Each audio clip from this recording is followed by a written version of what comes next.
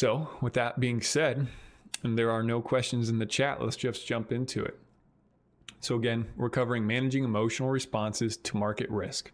Part 1, techniques for controlling emotions while trading.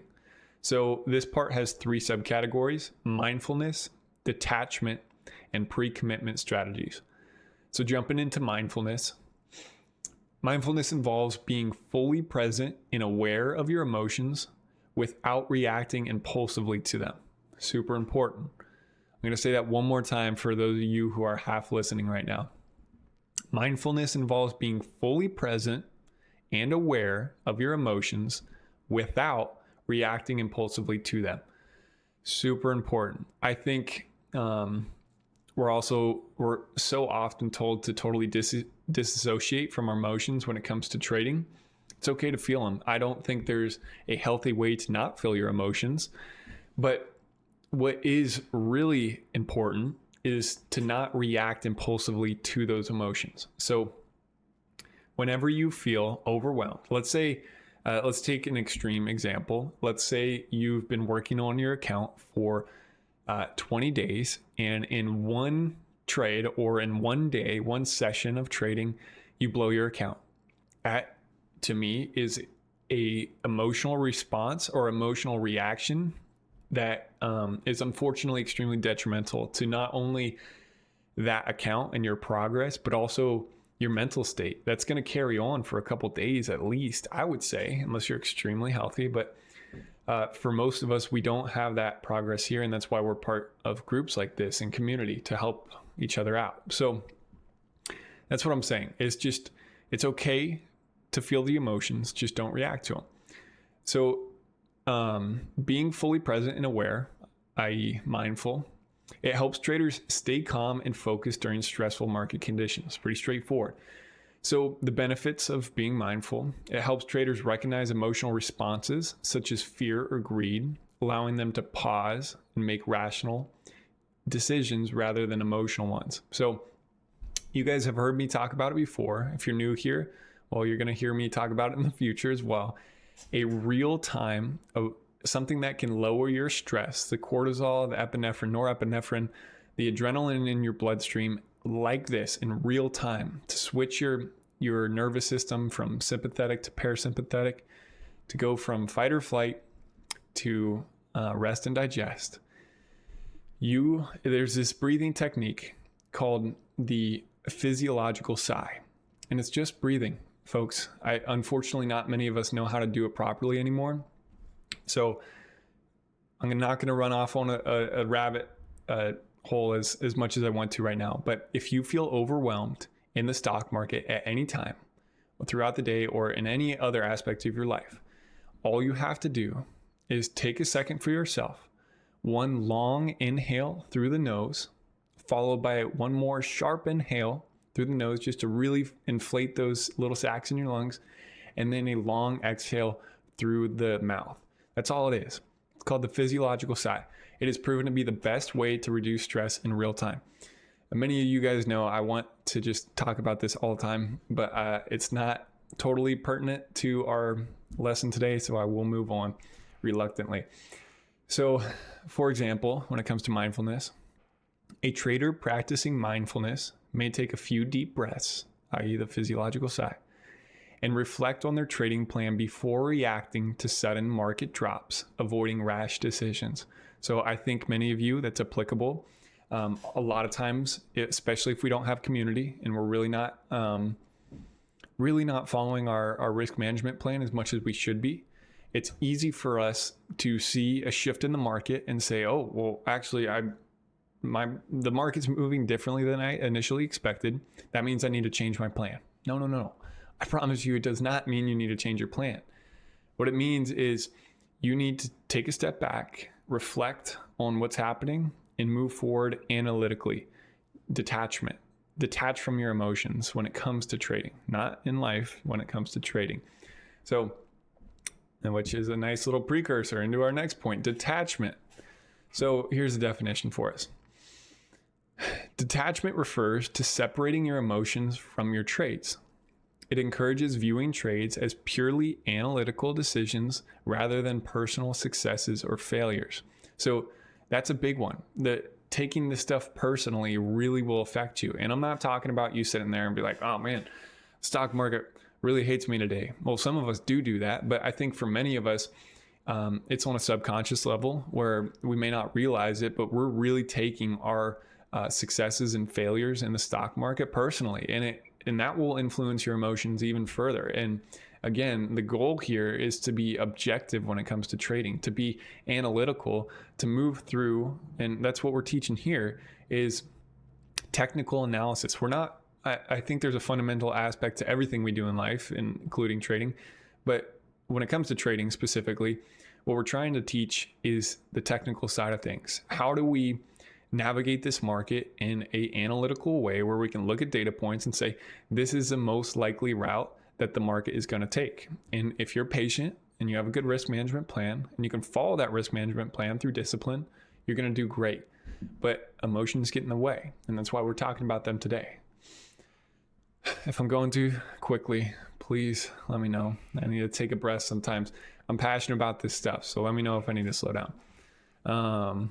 Chat looks pretty clean right now. Thanks, Hunter. Good. I'm glad you're focused up. Alrighty.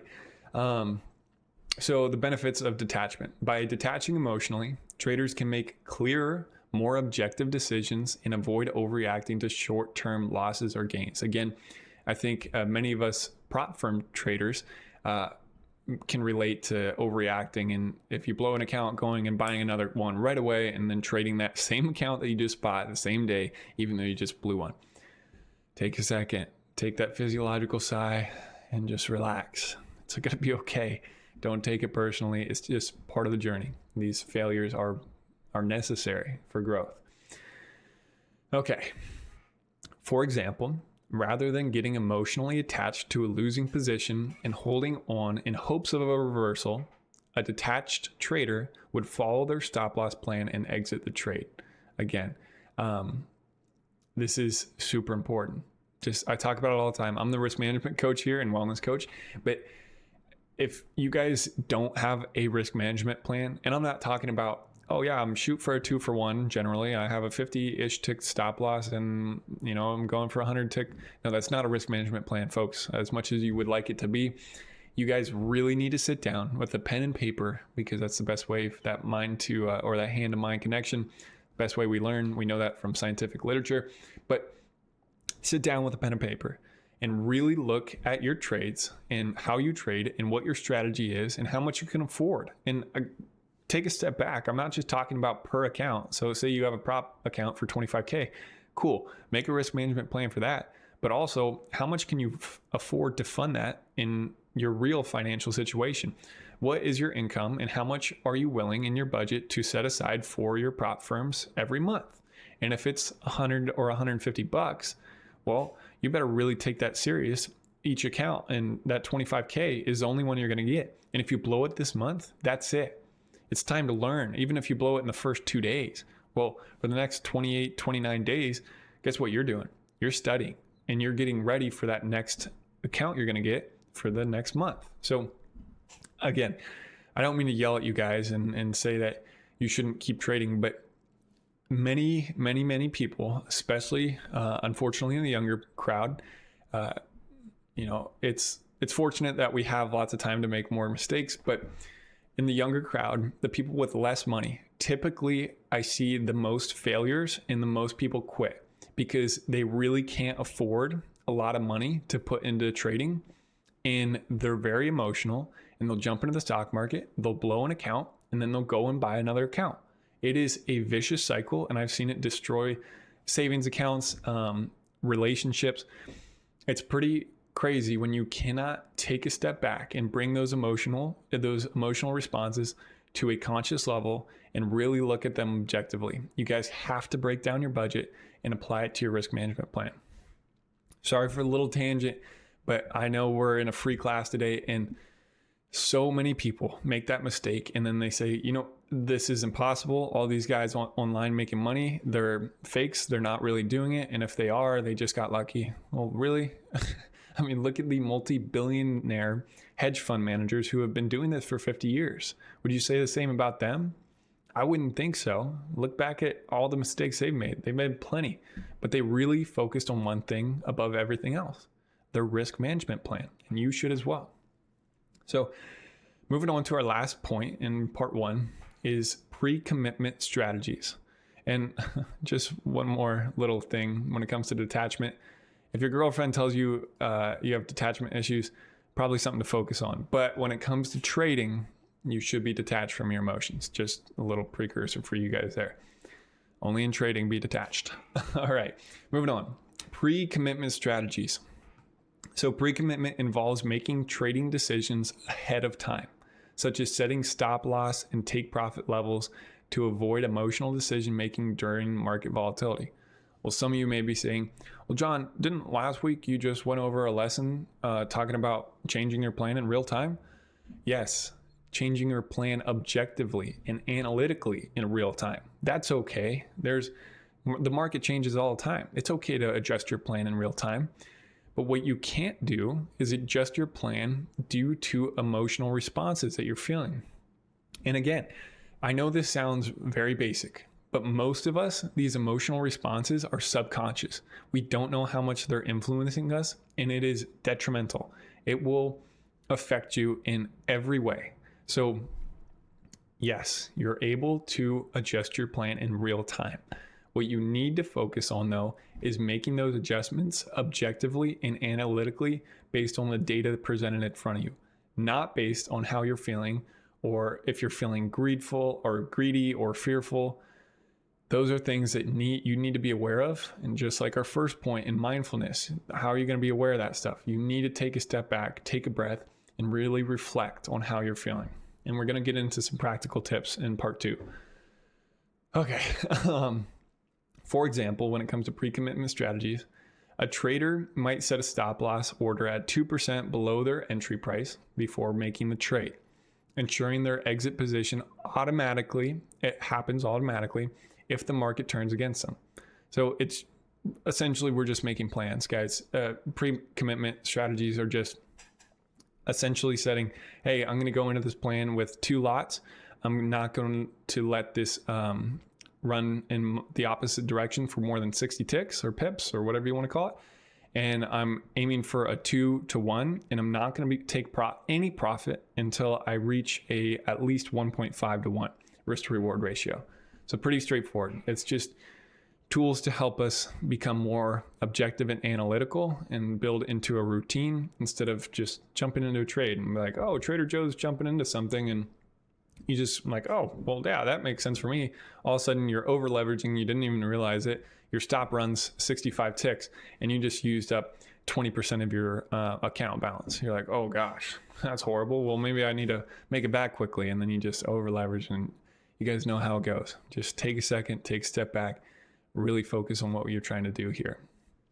All right, that is part 1. How are we feeling? Sticking with me? We're okay so far? Hopefully. I need a break. I've been talking too fast. Okay, good stuff, good stuff. Cool. Okay, so moving into part 2, practical tips for maintaining objectivity during volatile markets. This stuff's important. When the markets change, often we get emotional. Things happen. When you see, especially with today's day and age and how involved social media is with trading that is, we see people making tons of money during a trade and be like, and you'll see someone shout out, hey, I'm in this trade, and you just jump in willy-nilly and because of greed or whatever you want to call it. So here's some practical tips for avoiding that. So first and foremost, use a trading journal. I'll say that again. Use a trading journal. So important, guys.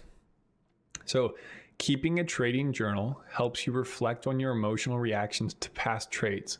By documenting each trade's rationale, outcome, and emotions experienced, traders can identify patterns and improve future decision making.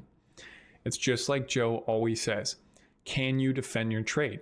If you were to be put on trial in front of your peers, there's 12 peers, and really defend your trade. It's like, hey, yeah, the reason I got in this trade, even though it didn't work out, is X, Y, and Z. These were the precursors I was looking for, and all of this lined up, and I'm totally okay with taking that loss or taking that win.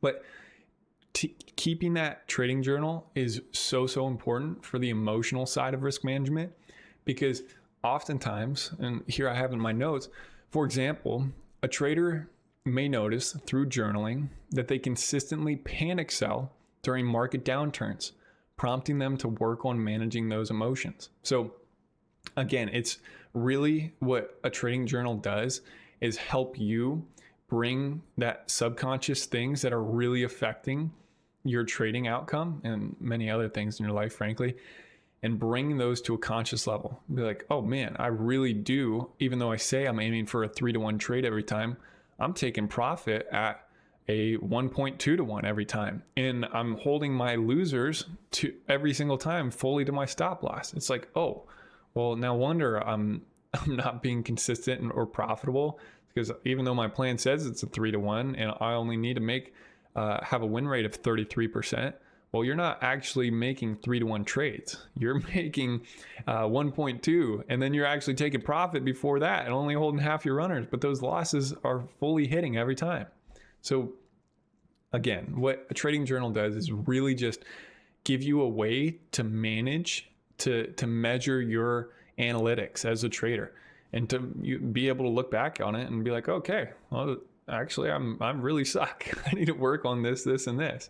And it's just a great way to bring that data to your mindset. I always say, my father told me, you cannot manage what you cannot measure. So trading journals are just a way to measure. So moving on, limit exposure during high volatility. This is pretty straightforward. Most of us know this is a basic fundamental aspect of our risk management plan, but limiting exposure during high volatility, it may just be news for a lot of us. So say there's an FOMC meeting this week, and because it's happening this week, we know there's going to be increased volatility and a lot of consolidation throughout the week leading up to it. So what I often do, what I would recommend to you guys, is to just reduce your position size the entire week. Or maybe you can afford to put a little money into it, and you have a specific prop firm account dedicated to trading during FOMC, and you know you're gonna leverage a little bit more during that time. That's okay too. But what's not okay is not having a plan for this stuff. What you guys need to be doing is just planning this stuff out. Again, being analytical, detached from your emotions, and really pursuing this as someone who is really focused on the craft. I mean, I just see so often, and you guys can tell I'm passionate about this stuff, but I see so often people saying like, I'm really into this, but how into this are you? How bad do you want it? I mean, so many times I'll see people like DM me on Instagram or whatever and say like, and especially in when I was posting a lot more trading stuff on Instagram, they would come to me like, hey, like, I'm really interested in this. How do I do it? And I'm like, well, how bad do you want it? And they're like, oh, well, obviously I want to make more money. It's like, okay, well, what are you doing to increase your knowledge when it comes to trading? Like, oh, well, I'm joining the live sessions. Oh, great. That's super beneficial. But what you should be doing is making a risk management plan. What you should be doing is setting time blocking throughout the day and saying, I'm going to spend 45 minutes making sure my phone's on silent and I'm studying the markets. I'm charting, I'm studying my strategy, whether it's ICT, whether you're following exactly what Trader Joe is putting out, whatever it might be. Like if I were to tell you, I often bring this, sorry to go on my little tangent here, but I often think about extremely high performing athletes like Kobe Bryant. For example, he wanted to be the best so bad. What did he do? It wasn't his goal that set him apart. So many basketball players would always say, yeah, I want to be the best. I want to be the GOAT. But what did he do? He showed up at practice 2 hours before everybody else, and he made sure that he made 400 shots before getting started, or whatever the number was.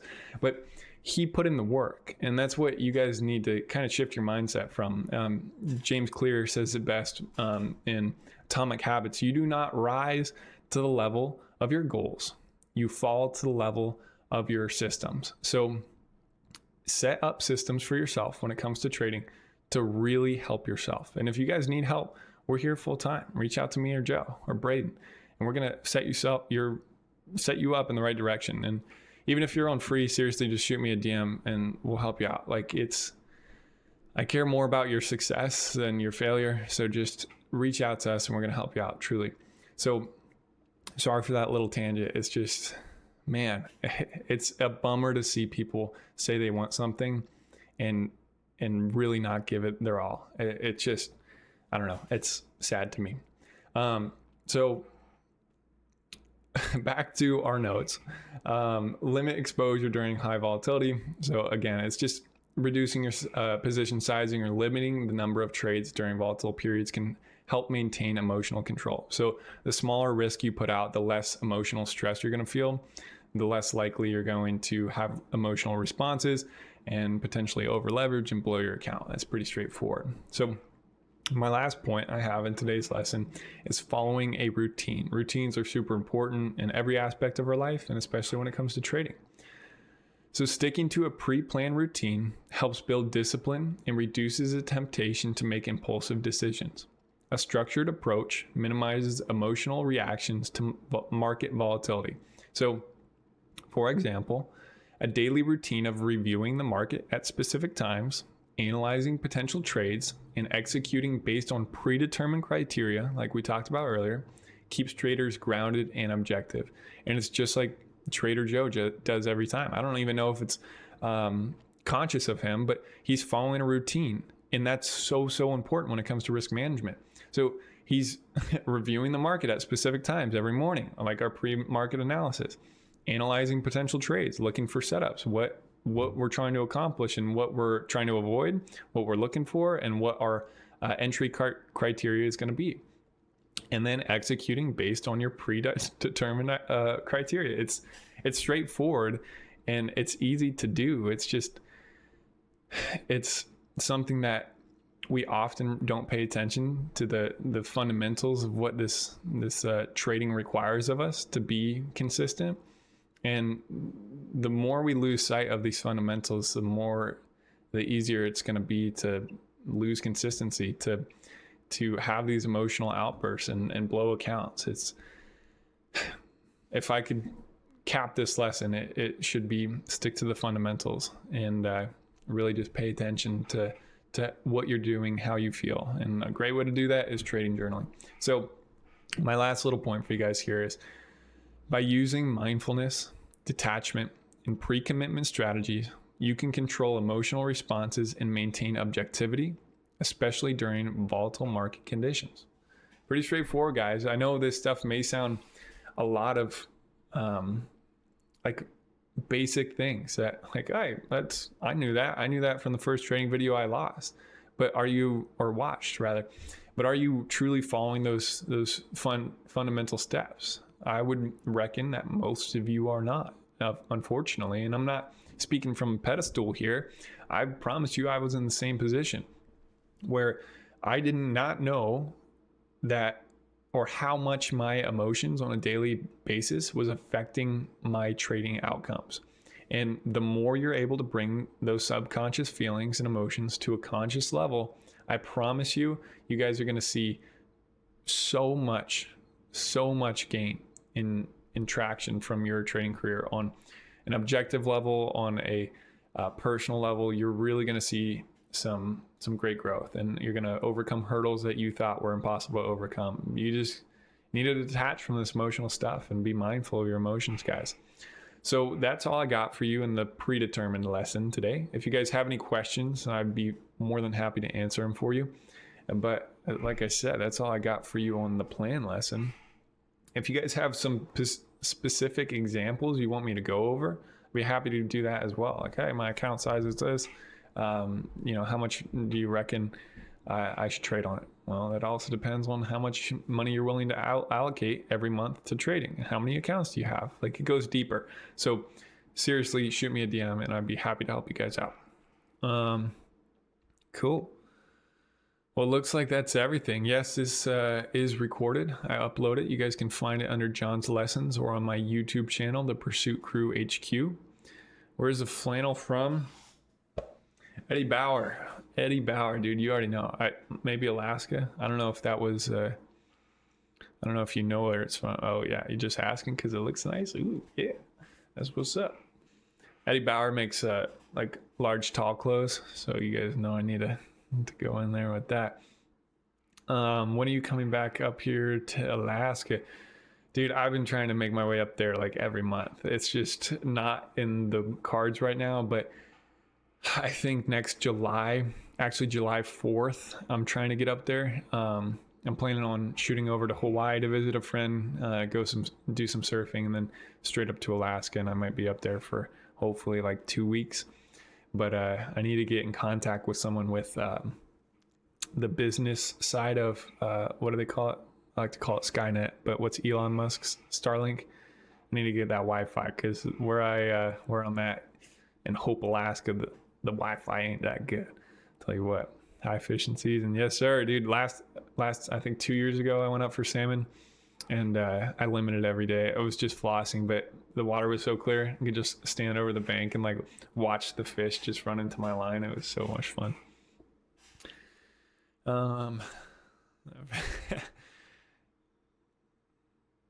Nice. All right, friends.